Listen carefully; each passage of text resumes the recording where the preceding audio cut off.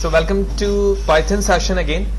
Last video session तक हमने operators पढ़े थे और अगर हम प्रीवियस सेशन की बात करें जो चीजें हमने कवर की हैं उसमें सबसे पहले हमने अर्थमेटिक ऑपरेटर्स देखे थे, इसी तरह कंपैरिजन ऑपरेटर्स और असाइनमेंट ऑपरेटर हमने देखा था जिसके अंदर हमने दो ऑपरेशन को देखा था कि हम किस तरह से कंबाइन करके यूज कर सकते हैं एज लाइक दिस एग्जांपल, जहां पर हमने प्लस मल्टीप्लाई डिवाइड और मल्टीपल ऑपरेशन को कंबाइन करके हम कर सकते हैं। तो कुछ रिमेनिंग ऑपरेटर बाकी है जो इस सेशन के अंदर देखेंगे हम। जो ऑपरेटर्स देखेंगे उसमें सबसे पहले बिटवाइज ऑपरेटर है, फिर लॉजिकल है, फिर मेंबरशिप्स है और उसके बाद आइडेंटिटी ऑपरेटर है एंड एट लास्ट हम सब भी डिस्कस करेंगे कि हमने ऑपरेटर्स में कौन कौन से ऑपरेटर पढ़े और उनकी वर्किंग किस तरह से होती है। तो बिटवाइज ऑपरेटर क्या है? अभी तक आपने जितने भी ऑपरेशन परफॉर्म किए और आपने देखा कि जब भी आप किसी वेरिएबल के अंदर एक वैल्यू असाइन किया करते थे as like this, for example मैंने ए की एक वैल्यू दी 2 और बी को एक वैल्यू दी 3, तो हमारा ऑपरेशन बिट के बिहाफ पर नहीं होता था बल्कि एक नंबर के बिहाफ पर होता था जो मैथ्स के स्टैंडर्ड के मुताबिक होता है, यानी 2 - 3 विच मीन नंबर से हम माइनस कर रहे हैं, इसके बिट में वर्किंग नहीं कर रहे होते हैं।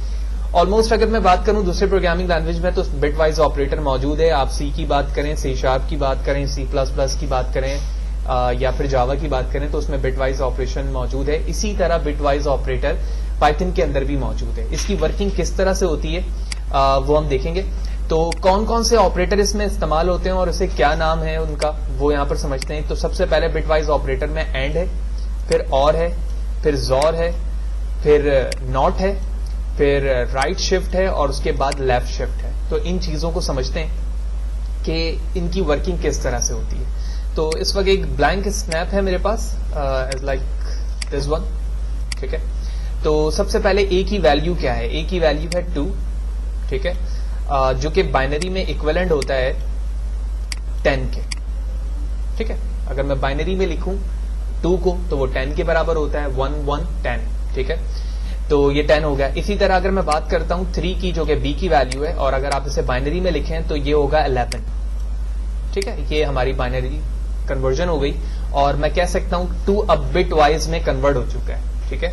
और इसी तरह 3 को मैं भी कह सकता हूं कि बिट वाइज कन्वर्जन हो चुकी है। जब भी हम किसी नंबर को बिट में कन्वर्ट करते हैं तो हमें एक स्टैंडर्ड बिट रखना होता है कि आप कितने स्टैंडर्ड बिट पर काम कर रहे हैं। For example 4 bit, 16 bit, 32 bit, 64 bit, 128 bit, जो कि बाइनरी या डेसिमल में कन्वर्जन के वक्त हम कर रहे होते हैं। फॉर एग्जाम्पल मैं यहां पर अगर 4 बिट की बात करूं तो 1 2 4 एंड 8, ये 4 बिट का स्टैंडर्ड है डेसिमल नंबर पे, ठीक है। आपके पास कोई भी डेसिमल नंबर होगा तो जो नंबर आप ले रहे हो आप उसको ऑन कर दोगे, बाकी को आप 0 कर दोगे। फॉर एग्जाम्पल मुझे 2 को करना है तो मैं इसे क्या कर दूंगा 1 और बाकी सबको क्या कर दूंगा 0। तो कह सकता हूं कि ये यहां नंबर क्या लिखा हुआ है 1 जो कि बाइनरी है और इसका डेसिमल क्या है 2। इसी तरह मेरे पास 8 है तो मैं क्या करूंगा इधर 1 कर सकता हूं और बाकी सबको क्या कर सकता हूं 0। तो ये तरीका होता है किसी बाइनरी को डेसिमल में कन्वर्ट करने का। तो इस स्टैंडर्ड को हम कहते हैं 4 बिट। तो जो मैंने 4 नंबर्स लिखे हैं यहाँ पर ये 4 बिट्स कहलाता है। अब इस बिट्स के हिसाब से आप नंबर देखते हो कि आपके पास डेसिमल कौन सा नंबर है जिसको आप बाइनरी में कन्वर्ट करना चाह रहे हो। जैसे कि मैंने यहाँ पर एग्जांपल देके दिखाई कि मेरे पास 2 नंबर है यानी 2 है और इस 2 को बाइनरी में कन्वर्ट करना है। तो इस 4 बिट में जहां 2 लिखा हुआ है उसके नीचे मैंने उसको 1 कर दिया और बाकी के जो रिमेनिंग नंबर थे उसे मैंने 0 कर दिया। इसी तरह जब मैं 4 बिट पे काम कर रहा हूं तो मैं इस 10 से पहले 2 टाइम 0 लगा सकता हूं और इसी तरह इस 11 से भी लगा सकता हूं, ठीक है। तो नंबर में किसी किस्म का कोई फर्क नहीं पड़ेगा क्योंकि आप किसी भी नंबर से पहले अगर 0 लगा दें तो कोई फर्क नहीं है, लेकिन वो 0 अगर उसके राइट हैंड पे ले जाएं तो यकीनी तौर पर उसमें इजाफा हो सकता है। ये फॉर्मेट हो गया हमारे बिट रिप्रेजेंटेशन का, यानी मैं 2 को इस तरह से लिख सकता हूं और 3 को इस तरह से लिख सकता हूं। अब इसके बाद हमें यहां पर उन ऑपरेशन को इस्तेमाल करना है विच मीन एंड को। तो एंड ऑपरेशन के हवाले से अगर मैं बात करूं तो इसका रिजल्ट क्या हो सकता है वो हम यहां पर देखते हैं। एंड के ऑपरेशन में दोनों बिट का 1 होना जरूरी है, यानी दोनों का ट्रू होना जरूरी है। अगर मैं बात करूं 0 और 1 की तो 0 यहां पर रिप्रेजेंटेशन के रिस्पेक्ट से होगा ऑफ और 1 होगा ऑन, या आप इसे फॉल्स कह सकते हैं या ट्रू कह सकते हैं। तो दोनों का ट्रू होना जरूरी है एंड में, ये दोनों ही एक दूसरे के ऑपोजिट है यानी ट्रू नहीं है, लिहाजा मैं कह सकता हूं कि इन दोनों की जगह मैं क्या लिखूंगा 0। अगर मैं इसकी बात करूं तो दोनों क्या है ट्रू हैं तो इसका आंसर भी क्या आएगा ट्रू। ये दोनों ही फॉल्स हैं तो आंसर भी फॉल्स, ये दोनों भी फॉल्स हैं तो आंसर भी हमारा फॉल्स।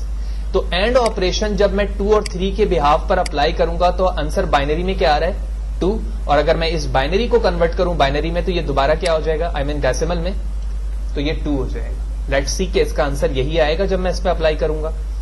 तो मैं यहां पर आता हूं और लिखता हूं प्रिंट, ठीक है, जूम करते हैं। मैंने लिखा print a and of b, shift के साथ एंटर प्रेस करता हूं and let's see what will be the result. और बिल्कुल आप देख रहे हो कि यहां पर रिजल्ट क्या आ चुका है 2, और जो हमने रफ वर्क किया है यहां पर उसमें भी आंसर हमारे पास क्या आ रहा है 2 आ रहा है। बिल्कुल इसी तरह से दूसरा ऑपरेशन हमारे पास यहां और का है जो कि एक स्ट्रेट लाइन से रिप्रेजेंट किया जाता है, तो मैंने यही लाइन बनाया और यहां पर इक्वल साइन लिख दिया है। एंड में ऑपरेशन रीड करने का तरीका ये होता है कि दोनों में से अगर एक भी वैल्यू ट्रू हो रही है तो आंसर विल बी ट्रू। तो अगर आप यहां देखो ये दोनों में से एक भी वैल्यू ट्रू है, बिल्कुल 1 है, तो आंसर क्या हो जाएगा 1। इसी तरह ये दोनों ही ट्रू है तो डेफिनेटली आंसर भी हमारा क्या हो जाएगा ट्रू। और ये दोनों फॉल्स हैं तो जाहिर सी बात है फॉल्स का आंसर फॉल्स, फॉल्स का आंसर फॉल्स। तो अगर मैं 11 को रिप्रेजेंट करना चाहूं बाइनरी में, इंटीजर में या डेसिमल में, तो ये किसके बराबर होगा 3 के। आप इसको रीड करके भी देख सकते हैं कैसे, 0 multiply by 2 plus 0 multiply by 2 plus 1 multiply by 2 plus 1 multiply by 2। Okay, दरअसल मैं माउस से लिख रहा हूं, थोड़ी सी वर्किंग में प्रॉब्लम है। ठीक है, मैंने सबको पावर दिया, ये अंडरस्टूड है। किसी भी नंबर को 0 से मल्टीप्लाई करें तो 0 है तो मैं डायरेक्टली 0 लिख सकता हूं इन दोनों की जगह। यहां पर 2 पे 1 है तो 2 1 जा 2, और किसी भी नंबर पर जब 1 होता है, आई मीन 0 होता है, तो वो किसके बराबर हो जाता है 1 के, तो 1 1 जा 1, तो 2 प्लस 3 2 प्लस 1 इक्वलेंट टू 3। तो हमारा आंसर भी यहां पर क्या लिखा हुआ है 3 लिखा हुआ है। लेट्स सी प्रैक्टिकली इसका क्या रिजल्ट आता है। मैं लिखता हूं print a of and b, shift plus enter to execute, और आप देख रहे हैं कि दूसरा जो हमारे पास रिजल्ट है वो 3 है, और रफ वर्क में भी हमने यहां पर देखा कि इसका आंसर क्या आ रहा है 3 आ रहा है। तीसरा ऑपरेटर हमारे पास जोर है जो कि कैप के साथ यहां पर शो हो रहा है, तो मैं यहां पर कैप बना देता हूं, इसको कहते हैं हम जोर, XOR। जोर के अंदर ये है कि जब भी दोनों बिट सेम होगी आंसर हमारा क्या आ जाएगा 0 आ जाएगा। यानी 2 बिट कहीं पे लिखी हुई है 1 1 तो 0 0 0 इक्विवेलेंट टू ऑल्सो 0, ठीक है, और ऑपोजिट होंगी तो हम 1 लिखेंगे। तो ये दोनों बिट आपस में क्या है ऑपोजिट है, तो लिहाजा मैं यहां पर 1 लिख सकता हूं। ये दोनों सेम है तो मैं यहां क्या लिखूंगा 0, ये दोनों भी सेम है 0, ये दोनों भी सेम है 0, तो 1 इक्विवेलेंट टू इन इंटीजर 1, तो इनका आंसर क्या आ जाएगा 1 आ जाएगा जोर का। तो लेट्स सी, मैंने लिखा print a cap of b, shift plus enter to execute, और आप देख रहे हैं कि हमारा रिजल्ट क्या आया हुआ है यहां पर 1 आया हुआ है, बिल्कुल वैसे ही है जैसे जो कि हमने यहां पर रफ वर्क में किया।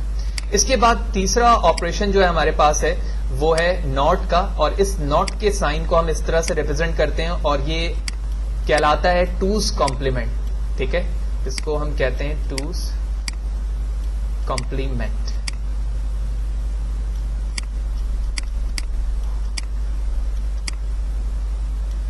टूस कॉम्प्लीमेंट और नॉट से क्या मुराद है।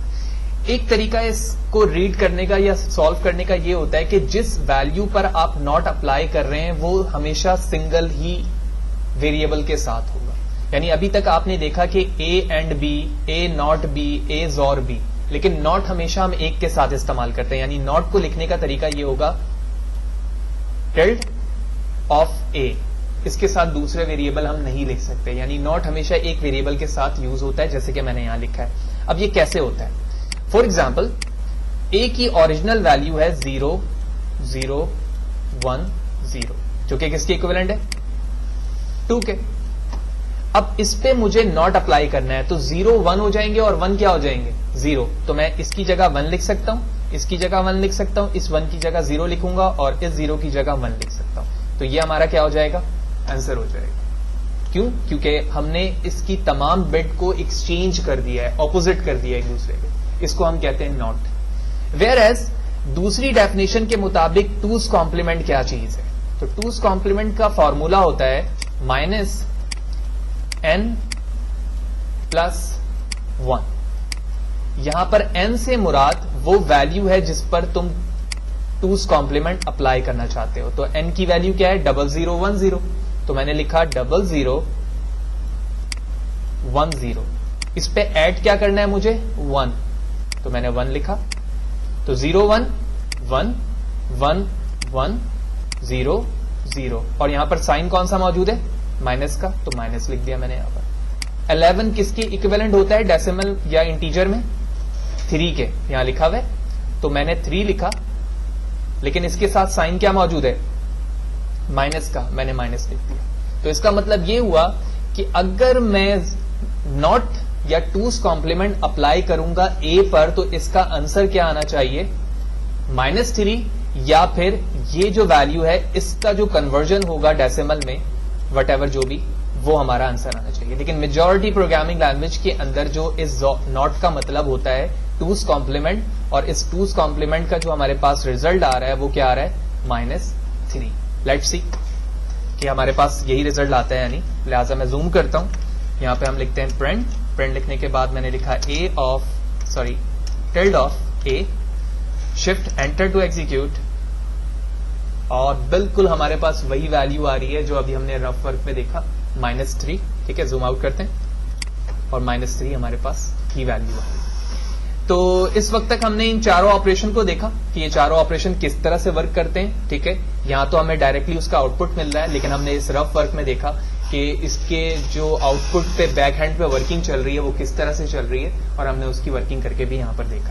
इसी तरह इसके बाद यहां पर आप देख रहे हैं कि एक एंगल ब्रैकेट है जो कि राइट हैंड के साथ है 2 टाइम, इसको हम कहते हैं राइट शिफ्ट, जबकि ये जो एंगल ब्रैकेट है वो लेफ्ट हैंड साइड पर है, लिहाजा मैं कह सकता हूं कि ये लेफ्ट शिफ्ट है। तो लेफ्ट शिफ्ट या फिर राइट शिफ्ट किसी बिट को शिफ्ट करने के लिए इस्तेमाल किया जाता है। ये कैसे शिफ्टिंग होती है इसकी, इस चीज को हम समझते हैं। इसके लिए ये हमारा रिजर्व हो गया। ठीक है, तो वैल्यू लिखने का तरीका इसमें क्या होता है कि सबसे पहले आप ये बताते हो कि कितने बिट को किस वैल्यू से एक्सचेंज करना है। मैं लिखने का तरीका पहले बता देता हूं कि मैंने यहां पे लिखा print a of right shift b। इसका मतलब है a की जो भी वैल्यू है पहले आप उसे बाइनरी में कन्वर्ट करो, बाइनरी में कन्वर्ट करने के बाद उसमें से इतने नंबर ऑफ बिट को राइट मूव कर दो। तो b की वैल्यू क्या है? 3। तो कितने बिट मूव होंगे? 3 बिट्स मूव होंगे। ठीक है, इसे हम समझते हैं। तो सबसे पहले a की वैल्यू है हमारे पास 0010। ठीक है ना, तो मैंने यहां पे लिखा 0010। जिस तरह से हमने 4 ऑपरेशन 4 बिट में किए हैं, लेकिन जब हम लेफ्ट शिफ्ट या राइट शिफ्ट की बात करते हैं तो अपने 4 बिट को कन्वर्ट कर देते हैं 8 बिट में। तो आप देख रहे हो कि अब कितने बिट्स हो चुके हैं? 8 बिट। लेकिन आउटपुट हमारा क्या रहेगा यहां पर? अभी तक 2 ही रहेगा। नंबर में किसी किस्म का कोई भी इजाफा या फिर कमी नहीं हुई है। ठीक है, सिर्फ हमने बिट रिप्रेजेंटेशन चेंज किया है। अब मूव क्या करना है हमें? मूव हमें यह करना है कि राइट शिफ्ट कर रहे हैं हम। ठीक है, तो राइट शिफ्ट करने के लिए सबसे पहले मैं इस रिमेनिंग वैल्यू को देखूंगा, और इस रिमेनिंग वैल्यू को हम राइट पे मूव करेंगे। ठीक है ना, तो यहां से मैंने 2 बिट ले लिया, सॉरी बिट कितने? 3, क्योंकि b की वैल्यू क्या है? 3 है। तो मैंने 3 बिट को यहां से कवर कर लिया, और शिफ्ट क्या है हमारा? राइट, क्योंकि एंगल ब्रैकेट राइट के साथ है। तो जितनी रिमेनिंग वैल्यू है वो आ जाएगी राइट पे। तो मैं इस 0 को यहां लिखता हूं, इस 0 को यहां लिखता हूं, इस 0 को यहां लिखता हूं, इसे यहां लिखता हूं, और इसे यहां लिखता हूं। ठीक है, तमाम 0 यहां आ गए, बच ये तमाम वैल्यूज गई। तो इसे हम यहां लिखेंगे इस तमाम वैल्यू से पहले। तो 0 1 0। तो ये हमारे बिट ट्रांसफर होने के बाद की वैल्यू है। अगर हम गौर करें तो हमारी एक्चुअल वैल्यू कितने बिट पर मौजूद थी? 4। और आउटपुट के 4 बिट को अगर तुम देखो तो कहीं पर भी 1 मौजूद नहीं है। लिहाजा मैं कह सकता हूं कि जब मैं लिखूंगा a राइट शिफ्ट b, तो इसका आंसर इक्विवेलेंट होगा 0 के, क्योंकि कोई भी वैल्यू 4 बिट के अंदर 1 नहीं है। जब 1 नहीं है तो मैं उसको किसी भी डेसिमल या डेसिमल नंबर में कन्वर्ट नहीं कर सकता। ठीक है, तो ये कहलाती है राइट शिफ्टिंग। वेयर एज अगर मैं लेफ्ट शिफ्टिंग की बात करूं तो लेफ्ट शिफ्टिंग लिखते किस तरह से, इसके लिए मैं यहां पे लिखूंगा print a left shift of b. ठीक है, ये लिखने का तरीका है। अब हम इसे सॉल्व करते हैं, तो वही नंबर लिखूंगा मैं 0 0 0 0 0 0 1 0। तो अब बात हो रही है हमारे पास लेफ्ट शिफ्ट की, तो इसका मतलब है जो रिमेनिंग नंबर होगा वो लेफ्ट की तरफ जाएगा। तो कितने बिट्स हमें लेने, 3 बिट्स। तो इस दफा मैं कहां से ले रहा हूं, लेफ्ट साइड से। तो ये जो रिमेनिंग वैल्यूज हैं वो आ जाएंगी हमारी लेफ्ट साइड पर। तो इसे यहां पर, इसे यहां पर, इसे यहां पर, इसे यहां पर और इसे यहां पर। बाकी की ये 3 वैल्यूज इसके बाद लिखी जाएंगी। तो 0 0 एंड 0। तो आप बगौर देखो तो 1 2 3 4 5 जो रिप्रेजेंटेशन है यहां पर वो इस फॉर्म में आ रही है। ठीक है, तो 3 बिट के बिहाफ पर 1 2 3 4 5 पांचवें नंबर पर यहां पर 1 आ रही है। तो अब इसकी जो डेसिमल वैल्यू होगी, हम जो भी वैल्यू आएगी वटेवर, वो हमारी क्या कहलाएगी, लेफ्ट शिफ्ट वैल्यू कहलाएगी। तो अब हम अपने मशीन पर आउटपुट देखते हैं कि राइट शिफ्ट और लेफ्ट शिफ्ट की क्या वैल्यूज आ रही हैं। लिहाजा शिफ्ट प्लस एंटर करता हूं तो एग्जीक्यूट, और आप देख रहे हो कि इसकी वैल्यू 0 आई और हमने रिजॉल्व किया था कि इसकी वैल्यू 0 ही आ रही थी, जबकि सेकंड की क्या हमारा आउटपुट आ रहा है, 16। ठीक है, तो ये 16 कैसे आ रही है, हम रफ वर्क में दोबारा चलते हैं। तो 0 1 2 3 4, तो 2 की पावर 4। ठीक है, तो 2 की पावर 4 का मतलब है 2 multiply by 2 multiply by 2 multiply by 2। 2 2 जा 4, 4 2 जा 8 एंड 8 2 जा 16। तो इसकी जगह पर हम क्या लिख सकते हैं, 16, और यही हमारा आउटपुट आ रहा है। तो इस तरह से हमने यहां पर बिट वाइज ऑपरेशन देखे कि बिट वाइज ऑपरेशन क्या है। सबसे पहले हमने बिट की रिप्रेजेंटेशन देखी और उसके बाद समझा कि 4 बिट से क्या मुराद है। फिर उसके बाद हमने उस बिट्स में एंड, नॉट और जोर, ये चारों ऑपरेशन अप्लाई किए। फिर उसके बाद हमने देखा कि राइट शिफ्ट और लेफ्ट शिफ्ट से क्या मुराद है, और उसके बाद फिर हमने यहां पर आउटपुट भी डिस्प्ले करके देखा कि हम इसे किस तरह से लिखते हैं और इसका आउटपुट हमें किस तरह से डिस्प्ले होकर दिखता है।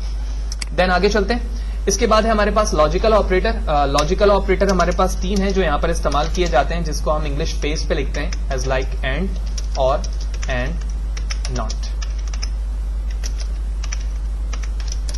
ठीक है, लॉजिकल ऑपरेटर से मुराद ये है कि ऐसे बहुत से सिनेरियो होते हैं प्रोग्रामिंग लैंग्वेज में। मैं थोड़ा सा जूम कर लेता हूं पूरी स्क्रीन को आप।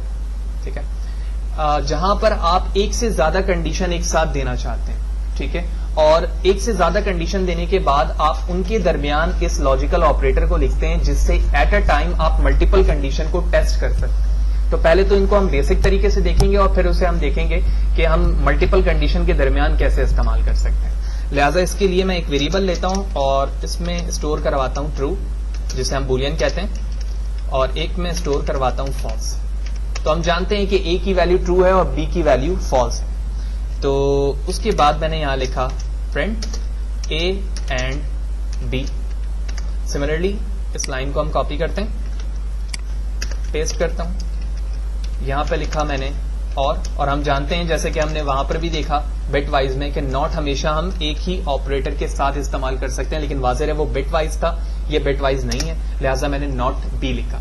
अब इसका मतलब क्या है, इसका मतलब ये है कि इन दोनों में से दोनों का ट्रू होना जरूरी है, और ऐसा नहीं है, एक वैल्यू फॉल्स है और एक ट्रू है। जबकि सेकंड की बात करें तो और में क्या होता है, दोनों में से एक का ट्रू होना जरूरी है, और बिल्कुल ऐसा है, दोनों में से एक वैल्यू ट्रू है। और नॉट का मतलब ये होता है कि बी की वैल्यू अगर ट्रू है तो फॉल्स कर दो, और फॉल्स है तो उसे क्या कर दो, ट्रू कर दो। Let's see, shift plus enter करता हूं टू एग्जीक्यूट, और आप देख रहे हैं कि फर्स्ट का रिजल्ट हमारे पास फॉल्स आ रहा है क्योंकि दोनों चीजें ट्रू नहीं है। जबकि अगर मैं सेकंड की बात करूं तो एक ट्रू है तो रिजल्ट भी ट्रू हुआ। बी में ट्रू इसलिए आ रहा है कि इसकी ओरिजिनल वैल्यू यहां पर फॉल्स थी, और उस फॉल्स वैल्यू को ट्रू ने, नॉट ने क्या कर दिया, ट्रू में कन्वर्ट कर दिया। यही वजह है कि यहां पर ट्रू आ चुका है। हम यहां पर इसे आके दोबारा ट्रू करते हैं और लास्ट वाले रिजल्ट पर फोकस करेंगे कि क्या वो वैल्यू फॉल्स हो रही है, और बिल्कुल ऐसा ही हो रहा है कि लास्ट की वैल्यू यहां पर फॉल्स हो रही है। तो ये बेसिक वर्किंग थी इसकी। जिसके जरिए हमने ये जाना कि लॉजिकल ऑपरेटर किस तरह से इस्तेमाल होते हैं, उनका बेसिक उनकी वर्किंग क्या है और वो किस तरह से दोनों वैल्यू को टेस्ट करता है कि उसकी वैल्यू ट्रू हो रही है या नहीं। देन अब इसको हम प्रैक्टिकली मजीद बेहतर तरीके से समझने के लिए इफ के अंदर यूज करते हैं। तो मैंने यहां लिखा कुछ वैल्यूज लिखता हूं, ए की वैल्यू 2, बी की वैल्यू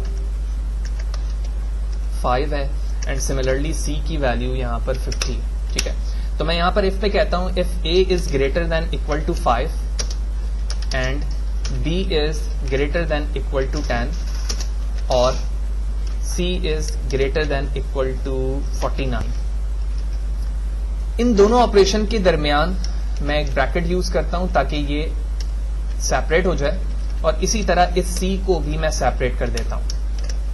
ठीक है, तो अब आप बखूबी इस चीज को अंडरस्टैंड कर सकते हैं कि इस ब्रैकेट को यूज करने का मतलब ये है कि इन दोनों की वैल्यू का ट्रू होना जरूरी है। तो क्या ऐसा है, ड्राई रन करते हैं। तो ए की वैल्यू ग्रेटर देन 5, बिल्कुल नहीं है ए की वैल्यू ग्रेटर देन। ठीक है, तो जब पहली वैल्यू फॉल्स हो गई तो मैं दूसरी वैल्यू को मुझे देखने की जरूरत ही नहीं है, क्योंकि हम जानते हैं, अभी हमने देखा कि एंड में दोनों का ट्रू होना जरूरी है। तो लिहाजा ये पूरी कंडीशन इस वक्त क्या हो चुकी है, फॉल्स हो चुकी है। लेकिन आप देख रहे हो कि इसके बाहर एक और कंडीशन है जो दोनों ब्रैकेट पर फोकस करती है। इस पूरे ब्रैकेट को एक वैल्यू मानती है, जबकि यहां पर ये एक पूरा ये जो ब्रैकेट है वो एक वैल्यू को रिप्रेजेंट कर रही है और इन दोनों के दरमियान और है। लिहाजा मैं ये देखूंगा कि क्या ये ट्रू है, और अगर ये वैल्यू ट्रू हो गई तो हम बॉडी को एग्जीक्यूट कर पाएंगे। लिहाजा अगर इसे हम ड्राई रन करेंगे तो ये इसमें कहा जा रहा है कि सी की value greater than equal to 49 और बिल्कुल ऐसा ही है। लिहाजा अगर मैं यहां पर आके कोई भी चीज प्रिंट करवाऊं तो वो सक्सेसफुली प्रिंट हो जाएगी। लिहाजा मैं यहां लिखता हूं ट्रू और उसके बाद हम बाहर आते हैं और यहां पर मैं एल्स की वैल्यू में प्रिंट करवाता हूं नॉट ट्रू, नॉट ट्रू। ठीक है, शिफ्ट प्लस एंटर करते हैं और देखते हैं कि ट्रू या नॉट ट्रू क्या प्रिंट हो रहा है। और आप देख रहे हो कि ट्रू वैल्यू यहां पर चौथे नंबर पर प्रिंट हो रही है, ऑल्दो ये 3 वैल्यूज जो हैं वो ऊपर वाली की है, जबकि नीचे वैल्यू यहां पर ट्रू की है। अब मैं एक काम करता हूं कि इसकी वैल्यू हम 50 करते हैं, लेकिन यहां पर आकर मैं ग्रेटर देन के बजाय कहता हूं लेस देन। और आप देख रहे हो कि ये 49 से बड़ी वैल्यू है, लिहाजा ये वैल्यू भी फॉल्स हो गई और ये वैल्यू भी फॉल्स हो गई। तो मैं कहां जंप कर जाऊंगा, नॉट ट्रू में। Let's see, shift enter to execute और आप देख रहे हो कि नॉट ट्रू के अंदर मैं आ चुका हूं। लिहाजा यहां पर हमने ये समझा कि लॉजिकल ऑपरेटर क्या है, कौन कौन से हैं, उनकी वर्किंग की बेसिक डेफिनेशन क्या है और उसकी वर्किंग देखी, और फिर हम उसे किस तरह से प्रोफेशनली यूज करते हैं वो यहां पर हमने करके भी देखा। ना उसके बाद मेंबरशिप ऑपरेटर है। अगर मैं मेंबरशिप ऑपरेटर की बात करूं तो एज अ नेम सजेस्ट यहां पर किसी भी चीज को जब हम टेस्ट कर रहे होते हैं कि वो उसके अंदर मौजूद है या नहीं, तो इसके लिए हम लिखते हैं इन। ठीक है, ठीक है, we all are in the class. ठीक है, जैसे इंग्लिश फ्रेजेस या सेंटेंस के अंदर हम यूज करते हैं। तो एज अ नेम सजेस्ट हमें समझ में आ रहा है कि जब मैं किसी वेरिएबल से टेस्ट करवाना चाहूं कि इस वेरिएबल या इस लिस्ट या इस टपल के अंदर ये वैल्यू मौजूद है या नहीं, तो इसके लिए मैं मेंबरशिप ऑपरेटर का इस्तेमाल करता हूं। तो वो कैसे करेंगे, मैं एक वेरिएबल बनाता हूं लिस्ट और इसके अंदर हम लिखते हैं ए, ओके, कॉमा 23 25.12 और सिमिलरली मैंने यहां लिखा फहद। ओके, इसके बाद आप देख रहे हो कि ए एक लिस्ट डिफाइन इनिशियलाइज की जा चुकी है। उसके बाद मुझे देखना है कि क्या ए इसमें मौजूद है या नहीं है। लिहाजा मैंने यहां लिखा प्रिंट, और प्रिंट लिखने के बाद मैंने यहां लिखा सिंगल कोटेशन में ए, क्योंकि पहली वैल्यू हमारी ए है, ए स्पेस इन ए। तो मैं इसको जरा नाम चेंज कर लेता हूं, इसका नाम रखता हूं VAR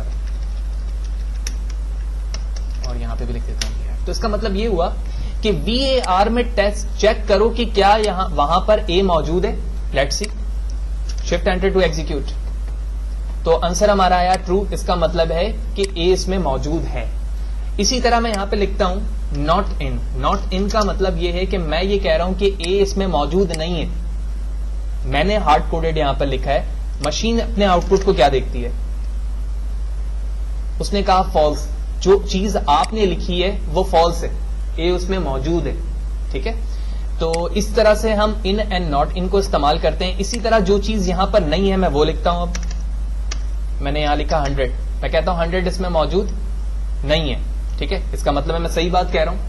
ठीक है, शिफ्ट एंटर टू एग्जीक्यूट और ट्रू, यानी जो जुमला मैंने यहाँ पर लिखा है वो बिल्कुल ट्रू है, 100 उसमें मौजूद नहीं है, तो हमारे मशीन ने भी जो आउटपुट एग्जीक्यूट करवाया है वो वही करवाया है। ठीक है, तो दोनों चीजों को हमने यहाँ पर टेस्ट किया कि इन से क्या मुराद है और नॉट इन से क्या मुराद है, और इसे हम कहते हैं मेंबरशिप ऑपरेटर। इसके जरिए से हम मेंबर को चेक कर रहे हैं, किसी भी वेरिएबल, आप लिस्ट में भी देख सकते हैं, टपल पे भी देख सकते हैं, डिक्शनरी में भी देख सकते हैं। ठीक है, और लूपिंग के थ्रू से भी हम बाज दफा इस सिनेरियो को चेक कर रहे होते हैं कि एक लिस्ट की आइट्रेशन की तमाम वैल्यू को चेक किया जाए कि इससे ये चीजें मैच हो रही हैं या फिर नहीं हो रही हैं। यही वजह है कि इसे मेंबरशिप ऑपरेटर कहा जाता है कि आप एक एक मेंबर को चेक कर सकते हैं किसी भी डेटा टाइप से। इसके बाद बारी आती है आइडेंटिटी ऑपरेटर। आइडेंटिटी ऑपरेटर किसी दो चीजों को मैच करने के लिए इस्तेमाल किया जाता है। ठीक है, यानी आपने एक इंटीजर वैल्यू एक वेरिएबल में स्टोर की है और दूसरे में भी इंटीजर वैल्यू स्टोर की है, तो क्या वो दोनों इंटीजर वैल्यू सेम है या सेम नहीं है, उस चीज के लिए इस्तेमाल किया जाता है। लिहाजा मैं एक वेरिएबल डिफाइन करता हूं, x = 5, y = 5 एंड z = 4। ठीक है, इसके बाद हम यहां पर लिखते हैं प्रिंट, और मैंने लिखा x is y। तो क्या ऐसा ही है? बिल्कुल ऐसा ही है। x भी इंटीजर है, उसमें 5 स्टोर है, और y भी इंटीजर है, उसमें क्या स्टोर है? 5 स्टोर है। शिफ्ट एंटर किया और उसके बाद देखते हैं, तो बिल्कुल इसका रिजल्ट क्या आ रहा है हमारे पास? ट्रू आ रहा है। ठीक है, तो आइडेंटिटी के जरिए से मैं आइडेंटिफाई कर रहा हूं इस चीज को कि यह दोनों सेम है, एक जैसे हैं या नहीं। अब मैं इसकी जगह इसी लाइन को कॉपी करता हूं और पेस्ट करता हूं, और अब मैं यहां कह रहा हूं इज नॉट। तो मैंने ये बताया है कि x और y आपस में बराबर नहीं है, हालांकि वो दोनों क्या है? बराबर है। तो इसका मतलब है कि मैं यहां पर गलत लिख रहा हूं। ठीक है, शिफ्ट एंटर करता हूं तो आप देख रहे हैं कि फर्स्ट लाइन पर ट्रू लिखा है क्योंकि मैंने ये सही बात की है, लेकिन सेकंड लाइन पर मैंने बात सही नहीं की है। यही वजह है कि वहां पर क्या लिखा आ गया? फॉल्स लिखा आ गया। तीसरे जुमले में यानी तीसरे सेंटेंस में हम दोबारा ये करते हैं कि मैं कहता हूं x और z दोनों बराबर हैं, और ऐसा नहीं है। तो इसका रिजल्ट क्या आना चाहिए? फॉल्स आना चाहिए, क्योंकि यहां पर ये दोनों चीजें बराबर नहीं है, लेकिन मैं कह रहा हूं बराबर। लिहाजा shift enter to execute, and finally हमारा तीसरा रिजल्ट भी क्या आया? फॉल्स आया, जिसके जरिए से हम दो डिफरेंट डेटा टाइप्स की वैल्यू को कंपेयर करके देखते हैं कि क्या वो एक दूसरे के इक्विवेलेंट है in term of value and data type. ठीक है, तो at last summary about the operators in Python. तो अगर मैं शॉर्टली समरी की बात करूं तो हमने स्टार्ट किया ऑपरेटर्स को अर्थमेटिक ऑपरेशन से। ठीक है, अर्थमेटिक ऑपरेटर की बात करूं तो plus, minus, multiply, divide, mod. ठीक है, पावर डबल स्टेरिक से, जबकि डबल डिवाइड साइन जो है वो राउंड करके आपकी वैल्यू को देता है, यानी अगर मैं रिजल्ट 1.2 आ रहा है तो डबल स्लैश यहाँ पर क्या करता है? उसकी वैल्यू को 1 कर देता है, राउंड कर देता है। ठीक है, तो ये तमाम अर्थमेटिक ऑपरेटर थे जिसको हमने परफॉर्म किया यहाँ पर। इसके बाद कंपैरिजन था, कंपैरिजन में greater than, less than, greater than equal to, less than equal to, not equal to and compare operator, double equal. उसके बाद हमने कंपैरिजन असाइनमेंट ऑपरेटर देखा, जिसमें हम किसी भी वैल्यू को असाइन करते हैं, और अगर आप बगौर देखें तो इस इक्वल साइन के साथ अर्थमेटिक ऑपरेशन क्लोज हो जाते हैं, दो वैल्यू ज्वाइन हो जाती है। उसकी वर्किंग किस तरह से होती है यहाँ पे मैंने लिख के भी दिखाया, और आप इसे शॉर्टली इस तरह से भी लिखते हैं, a = a × 2। ठीक है ना, तो इस फॉर्म को आप इस फॉर्म में लिखने के लिए असाइनमेंट ऑपरेटर का इस्तेमाल करते हैं। फिर इसके बाद हमने देखा बिटवाइज ऑपरेशन, इस पे डीपली हमारी बात हुई, ऑपरेशन हमने यहाँ पर परफॉर्म करके भी देखा कि इससे क्या मुराद है, उसकी वर्किंग किस तरह से हो रही है। ठीक है, और एंड, और, जोर, नॉट, या फिर टूज कॉम्प्लीमेंट, राइट शिफ्ट और लेफ्ट शिफ्ट। फिर उसके बाद हमने लॉजिकल ऑपरेटर देखा पाइथन पे, लॉजिकल ऑपरेटर कौन कौन से हैं, किस तरह से उनकी वर्किंग होती है, फिर उसको हमने अप्लाई करके भी देखा एक छोटी सी एग्जांपल में। फिर उसके बाद हमने मेंबरशिप ऑपरेटर देखे, जिसमें इन एंड नॉट इन है और कैसे इस्तेमाल करते हैं वो हमने देखा। और उसके बाद आइडेंटिटी ऑपरेटर देखा, जिसमें इज और इज नॉट दो ऑपरेटर हैं, और उनकी हमने वर्किंग करके भी यहाँ पर देखी।